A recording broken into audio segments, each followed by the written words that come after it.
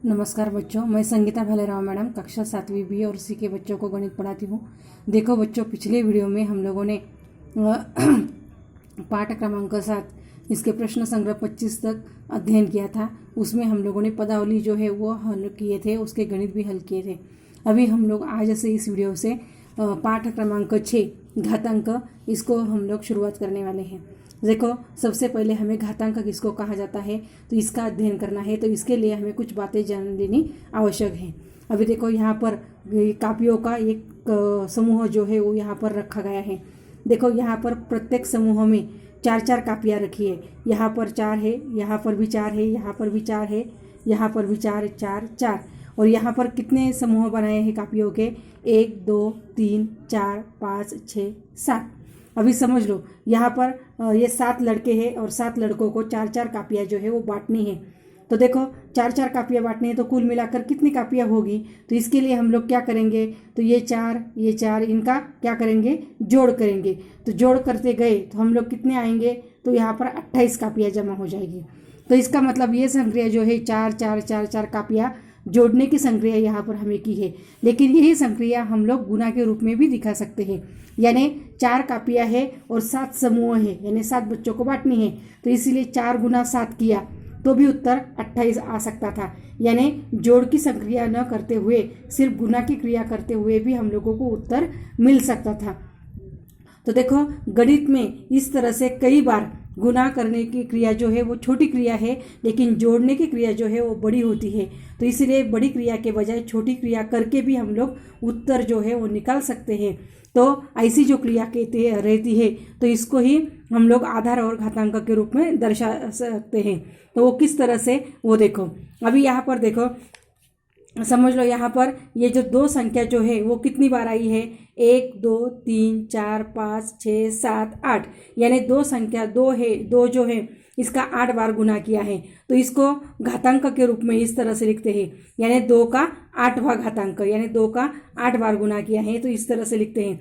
तो यहाँ पर 2 जो है उसको आधार कहा जाता है, 8 जो होता है उसको घातांक कहा जाता है। और 2 का 8वां घातांक, इसका मतलब 2 का 8 बार गुना किया है, यह उसका अर्थ होता है। तो देखो, यहाँ पर 2 का 8वां घातांक, इसका वाचन इस तरह से करते हैं, 2 का 8वां घातांक। इसीलिए 2 यहाँ पर आधार है और 8 जो है उसका घातांक है, और इसका अर्थ होता है 2 का 8 बार गुना किया है। तो इसका मतलब यहाँ पर होता है। उसके बाद दूसरा उदाहरण है, देखो यहाँ पर 5 का कितनी बार गुना किया है, तो 1, 2, 3, 4, यानी 5 का 4 बार गुना किया है। इसका मतलब 5 का 4था घातांक, यानी ये घातांकित संख्या हो गई है। तो इसमें 5 जो है वो आधार है और 4 जो है इसका घातांक है, और इसका वाचन करते हैं 5 का घातांक 4 या फिर 5 का 4था घात।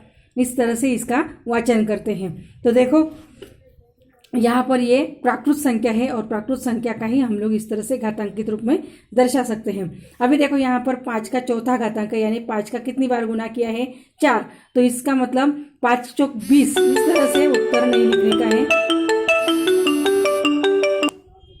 तो इसका देखो गुना करने का है। तो गुना करते समय देखो, 5 गुना 5 गुना 5 गुना 5, यानी 5 5 25, 25 गुना 5 किया तो 125, और 125 गुना 5 किया तो उत्तर आ गया 625। तो देखो, 5 का 4 बार गुना, इसका मतलब 5 चौक 20, ऐसा नहीं करने का है। तो देखो, यहाँ पर 5 गुना 5 करने का है, तो 5 गुना 5, 5 5 25, 25 गुना 5 करने का है, तो 25 5 125, और 125 गुना 5 के करने का है तो वो 625। तो इसका मतलब होता है कि 5 का 4था घातांक। उसी प्रकार देखो, यहाँ पर कोष्टक में -2/3 इसका 3रा घातांक दिया है। तो देखो, यहाँ पर -2/3 ये घातांकित संख्या है, इसका 3रा घातांक, यानी -2/3 का 3 बार गुना करने का है। इसीलिए -2/3 गुना -2/3 गुना -2/3। तो फिर यहाँ पर देखो, यहाँ पर जो अंश है उनका पहले गुना करना है, उसके बाद हर का गुना करना है। तो देखो, यहाँ पर 2 दूना 4 और 4 दूना 8।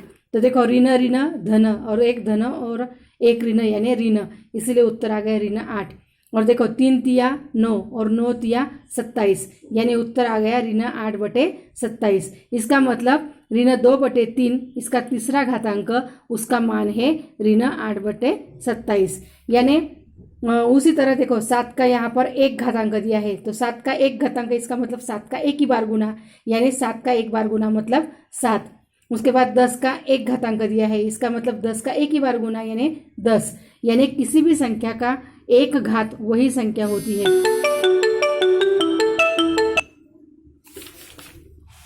उसके बाद देखो आगे है प्रश्न संग्रह 26। अभी देखो प्रश्न संग्रह 26, ये जो तालिका दी है उसको पूर्ण करना है। तो अभी उसमें दिया है घातांकित संख्या, उसके बाद आधार, उसके बाद घातांक, उसके बाद गुणन रूप और उसके बाद उसका मान। तो देखो यहाँ पर पहले दिया है घातांकित संख्या, तो उसका वाचन करेंगे 3 का चौथा घातांक। अभी यहाँ पर आधार कितना है 3 और घातांक कितना है 4, यानी आधार 3 घातांक 4। इसका गुणन के रूप में तो 3 का कितनी बार गुना करने का है 4 बार, यानी 3 गुना 3 गुना 3। तो यहाँ पर उसका मान लिखने का है, तो देखो 3 तिया 9, 9 तिया 27, 27 तिक 81, देखो यहाँ पर 81 लिखा है। उसके बाद है 16 का तीसरा घातांक, इसका मतलब 16 आधार है और 3 घातांक है, इसलिए 16 का 3 बार गुना किया है, 16 गुना 16 गुना 16। तो देखो 16 गुना 16 करने का, उसको जो गुणनफल आएगा उसको फिर से 16 से गुना करना है, तो फिर उत्तर आएगा 4096। उसके बाद आता है ऋण 8, उसका 2 मतलब देखो यहाँ पर आधार दिया है ऋण 8, घातांक दिया है 2, इसका मतलब घातांकित संख्या क्या होगी, तो कोष्टक में ऋण 8 का 2 घातांक और फिर उसका गुणनफल के रूप में ऋण 8 गुना ऋण 8। तो फिर ऋण देखो 8 8 64 और ऋण ऋण धन